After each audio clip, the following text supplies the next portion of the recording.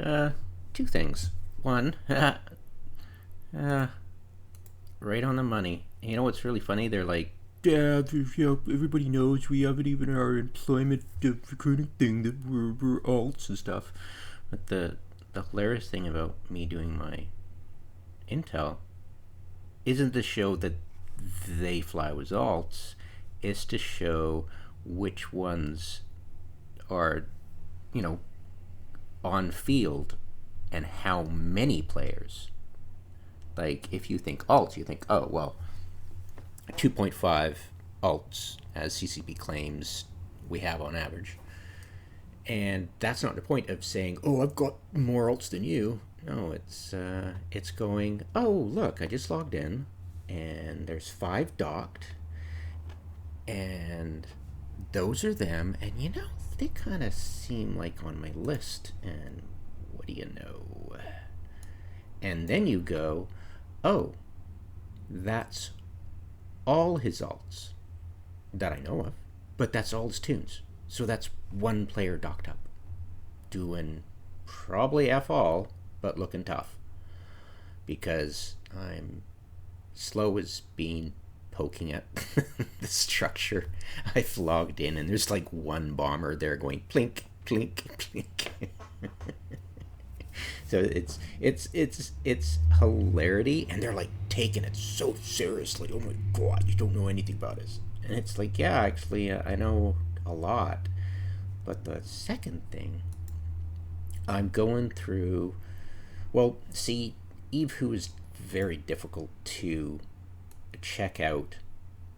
You know, who's joined and left because it can be very spotty, and 100 of them left Vendetta Mercenaries, the Vendetta Mercenaries, and went to various corporations, mostly to Commonwealth Mercenaries, right? They went from, yeah. And naturally you'd think, oh, well, you can go check out Vendetta Mercenaries and check out all the, you know, see which ones I missed on the list. And you go down and you rapidly run out of the 2024 departed list, and you're like, oh, that kind of sucks. But what's interesting, if I make a list of, just about half a dozen of the folks that I got a dozen, but a lot of these went biomass that aren't on my list. But these are the ones that aren't biomassed, and I was going through it. I know, I'll cut to the chase soon. So these are characters that are not on my list, but never went to Vendetta Mercenaries. So automatically go, oh, fluff, filler, inactive, right? Right? And you go through, and I was just going through, and all of a sudden, oh, yeah, they joined Highsec with Love. Why is it blue? And the only reason I spotted this is because I blued Fraternity for the video, right? And in order to do that, I had to, dark blue and light blue, and just so I could tell people apart on the battlefield. And I was going, oh, why is Highsec with Love blued? Because they are part of the BlackFlag, the SRS, the Alliance Navy, that crew, right? So why did Fraternity? And I'm like, what the hell? And I saw that, and I'm like, what the So I checked this, and I'm like, wait. So Fraternity,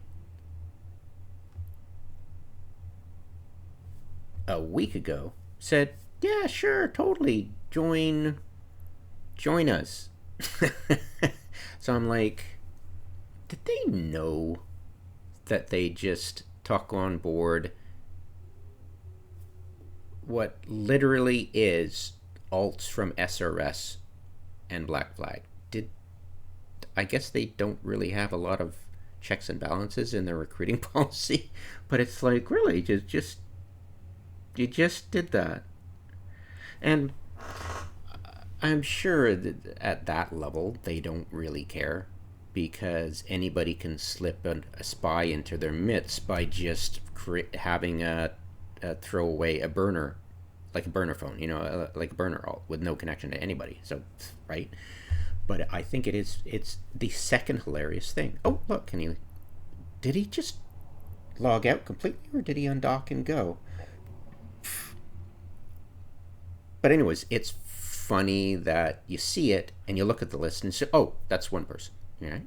Because they might say, oh, well, we hire based on you need lots of alts, but it's like, it wasn't a point. The point is to be able to log in, see a bunch of guys, go, is that one player? And you go, yep. And right, so it's funny, and also this is funny. Like, wow, your recruiting policy is pretty slack. But yeah, I mean, I'm sure Frat Complete has completely forgotten about the SRS thing completely. And the thing is,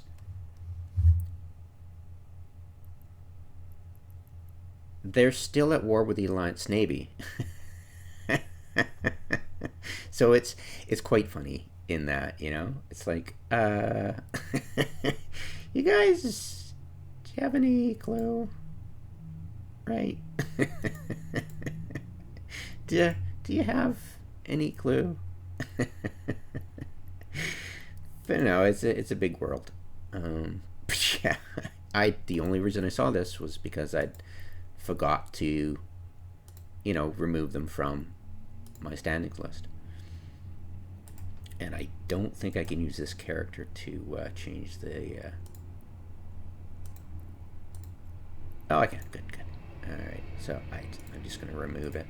But yeah, it's hilarious, isn't it? When I do another video, I'll have to put them back on. But whatever, right? I'm sure they've completely forgotten that whole high sec episode. They're probably very busy and null. Right. So there you go. The newest updates to this whole fracas is, so I haven't made a big sheet or anything like this. This is when I suspect, like when you saw their war HQ open up as BlackFlag instead of Vendetta, dealing with that 2-week pause. So they plunked it down, pending wars, and I'm like, they haven't moved their guys yet. Let's get up a picture of, right, this is BlackFlag, 154 in Commonwealth. I figured, okay, Marmite, Commonwealth, causing trouble with this corporation they moved all their guys out of into Vendetta. But I was like, I need to get all their guys, all their corps that they typically put guys in, get the number of members currently, and of course I got the Vendettas, right? So I got that as well, right? And then earlier today, whatever, right, I brought up this sucker,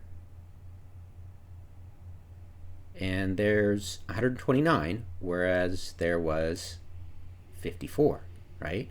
And there's a little bit, there's like less than a dozen into Marmites, right? And causing trouble, which everybody left to join Vendetta, wasn't joined at all. The usual musical chairs shit. And then the other two hardly changed at all. The 3 into Brazilian Templars, right? But most of them into Commonwealth mercenaries, right? So that was pretty funny. And of course, Vendetta went from 126 to 129. So, and Absolute Order didn't change at all because they're all inactive, and Sherwood Enterprises didn't change at all. So exactly, oh, I suck at math, but exactly 97. So yeah, 97. So not exactly 90. Am I right? 126, 129. Yeah, exactly 97. I know, I suck at math. It's so funny. Exactly 97 left Vendetta mercenaries, and mostly went there. So I suck at math, so give me a bit as you laugh at my complete lack of being able to do this on the fly.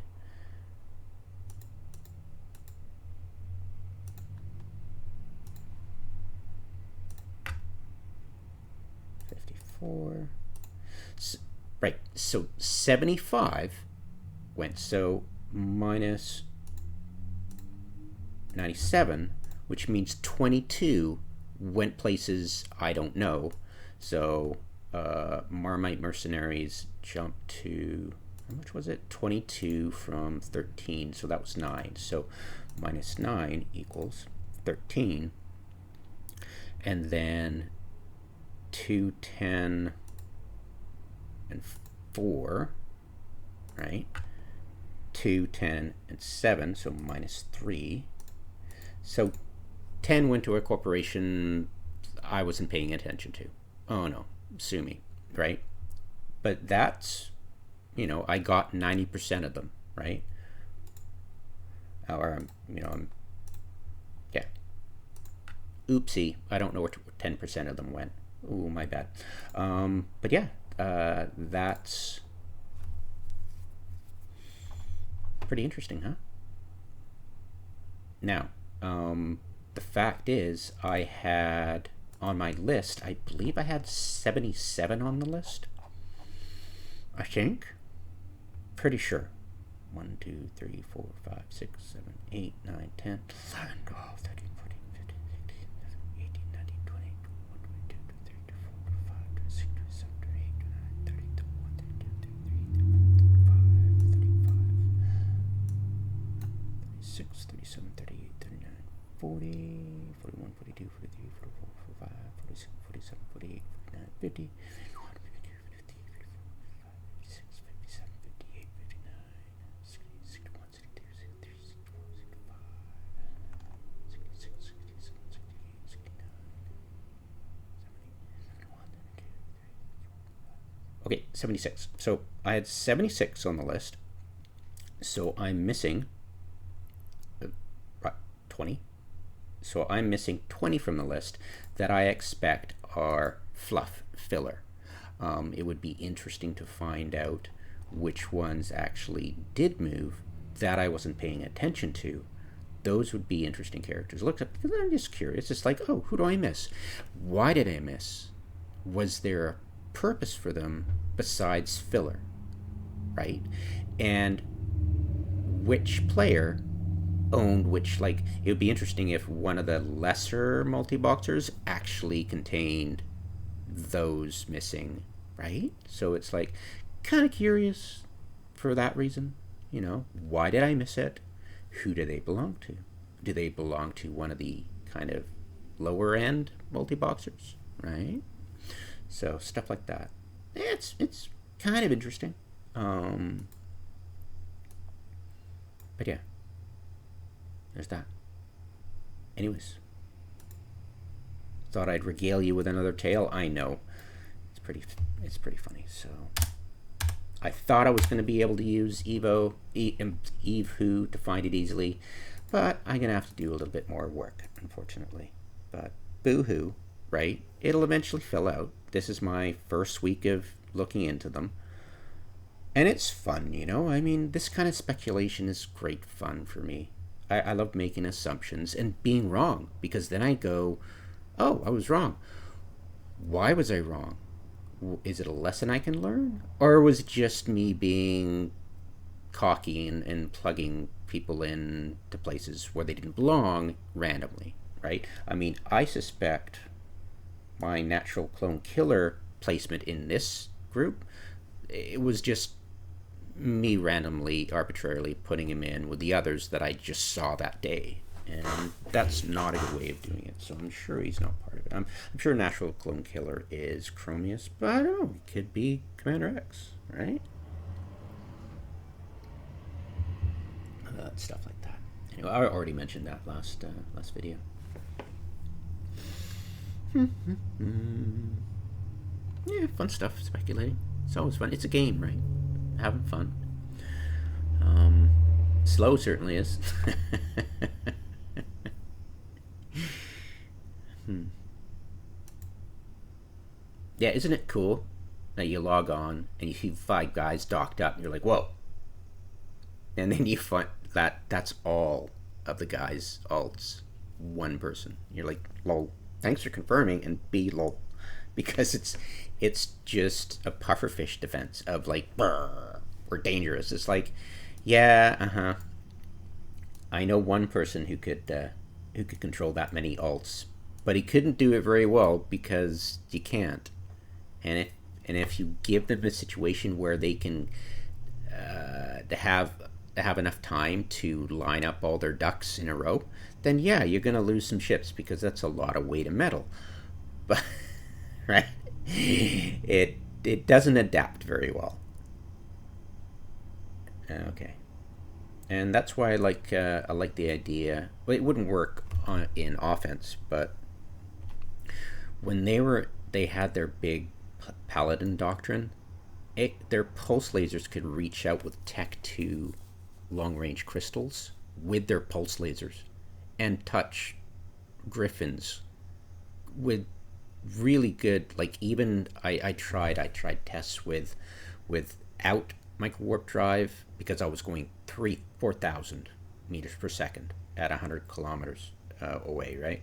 I was getting insta popped, but I went on Singularity when it was still up, thank God, and I tested Afterburner, and I tested no prop mod at all, and in every single case, a Tech 2 crystal without any fancy shit, like, not any crazy range stuff, was popping these guys way beyond its fall off and optimal. It was like gank, gank, gank, and it was like, and they have enough on field, they're gonna get you. And I was like so amazed by the ability of these guys. But then I thought up a counter to that.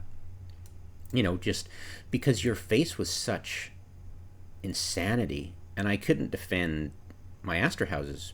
But later on, I wondered if it was actually possible to have Griffins past 100 kilometers and still get jams in decently, right? I mean, you wouldn't think so, but it's possible. Centurion implants are awesome, and I didn't realize how powerful they could be past 100. And I won't say how far past 100, but it's a lot. And paladins can't touch you at that point. So, in defense, I could definitely contribute on the field with my 6 guys multi-boxing, right? So, and the thing is, in order to do that, I need certain hotkeys that CCP has thankfully coded recently for controlling anchoring up, for controlling having my drones already launched but traveling with me at speed. And you take that and you take the regroup command in consideration, and it cuts down the legwork, the red tape involved in doing stuff like that, to be able to instantly be underway in orbit around your target with all your guys anchored up. Nobody's sitting there dogo, hoping not to be seen by people who are, they have hecates, right? So to be able underway with your drones out and be able to deal with situations, and if you're not blatted out of the sky, be able to lock up your targets and start jamming at way past 100 kilometers. And it's interesting that I can do that with a lot of practice, but these guys have had years of practice, right? In some cases, decades of practice at doing this kind of multi-boxing, and it becomes second nature to them. But it's still, you're herding cats, and you need your targets, because I would not be able to do this against a mobile target warping around at random spots, engaging other characters instead of just a static target, because a static target forces you to stay within range and blap a target. And these guys have been, for decades, just so used to beating up easy targets. That's all they do every day, forever. And that's what they're good at. And to have slow pay them any long-term, anybody paying them any long-term attention is just unheard of for them. So I'm sure they're starting to panic. Like SRS did so, put on a brave face to the very, well, not put a shitty face on to the very end, and these guys will too. Because times, they are changing. Like, this is it a bellwether moment? It's definitely a red letter day for sure. But yeah, the tides have shifted. The nullsec blocks have realized, or a couple of them, there more will too, that there is content to be had in highsec beating up these idiots who think they rule the skylanes, right? In highsec. And they really don't. They've survived because the nullsec blocks have traditionally given up, told their guys, don't bother dealing with Vortex and highsec, because back then you didn't need a structure you could blow up. And now the tables have turned, because finally, ever since, like, war sometimes changes, and even before that, when they started to do, like, that War HQ way back when was just not really considered in the context of the rule, ignore the high sectors, just don't be stupid, and right, use neutral alts, so don't be an idiot. And of course people are idiots, and they just, that's what the high sec war deck is fed off of. And it was just a thing. We don't deal with high sec war decks because it's a thing to ignore. And it was tradition for so long that it's taken this many years after the War HQ thing in highsec to actually break that tradition. And once they've broken it, it must be awesome. Like, it's cathartic because we've ignored these guys for so long, and because normally if you tried to catch them in highsec back in the day, they'd just stock up and hide in Jita hub, and mock you and smack local and act all tough. And they're still acting all tough because that's what they do. They do bullshit, right? So if you smack them hard enough, they'll be like, well, we could take it. And the thing is that for slow and fraternity, when they're beating up SRS, this is just an average Tuesday to them. They can do this all day. And BlackFlag and SRS and Jita Holding and Pirate and Bully Brigade and RRG, GG, whatever, and all the rest of them that probably have faded and gone away, or not used to this level of, right? And it's pretty funny. And it's the third funny thing. It's like they're gonna bash their faces bloody against a brick wall that is slow, acting all tough, and it's just gonna be hilarious. It's like, it's so funny how cluelessly they'll troll my YouTube comments with stuff that is just completely irrelevant. It's like, yeah, that's not our point at all. The point is, nobody's really lifted that rock, and you're a bunch of cockroaches sitting there giving the finger to us because you've never had that rock lifted up. You don't know you need to scurry out of the light, and that's what they're not doing. They're just like, like moths to a flame, and oh my god, it's going to be glorious. Because yeah, I mean, how hard is it, right? How hard is it to grind these guys out of existence because they're being idiots, right? They're just being total what they are, and they always been. And it's just, the writing is on the wall, guys. It's finally happening. And yeah, I wonder, I'm kind of curious. Did losing perimeter Tranquility Station, was that was that the moment nullsec blocks thought, oh, we can conduct operations in high sec, and it's not so different. And I think I suspect that was the moment people started questioning the tradition, like the inviolability. I suck at words. The not the invulnerability, but anyways, just you know what I'm trying to say. I should shut my mouth now and go back to playing another game. I was playing Tom Clancy Recon Wildlands. So much fun. Oh my god! You restrict your. Sorry, I'm talking about another game, aren't I? You restrict yourself to a certain, like, you give yourself rules. It's like, I will not call in any rebel stuff, like a helicopter or or anything, and just rely on yourself to, like, no, aka no fast travel, and so much fun. It's enjoyable. It's a beautiful game, aesthetic as hell, immersive as hell. Yeah, a hell of a lot more enjoyable than EVE Online's bullshit, isn't it? Anyways, yeah, and maybe I want to play next. I want to play. I've got a hankering to try Stellaris after not playing it for years. The end game.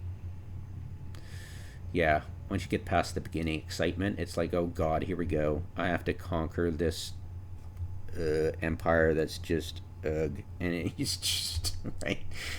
So, and next I want to try. There's a new version of Star Sector out. I want to try that. That's a fun game. You've never tried it? Oh my god. It's a top-down fleet combat game. Oh, it's just, you're against the AI, but oh my god, it's so much fun. Yeah, you can build your own ships and deck them out, Yeah, it's fit your own stuff, right? Well, you don't build your own ships. You buy the ships and you fit them out. You can get mods with different styles of ship, but I'm getting ahead of myself. Yeah. So yeah, that's a fun. I want to get back into it and try it out. There's a couple of YouTubers who are just totally hilarious to watch. They're really good. Very good chaps. I